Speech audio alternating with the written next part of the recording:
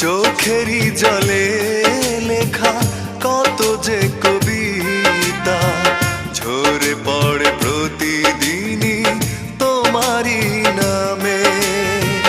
চোখেরই জলে লেখা কত যে কবিতা ঝরে পড়ে প্রতিদিনই তোমারই নামে। যেদিন চোখের জল শুকিয়ে যাবে মনে রেখো সেদিন আমার মরণ হবে। চোখেরই জলে লেখা কত যে কবি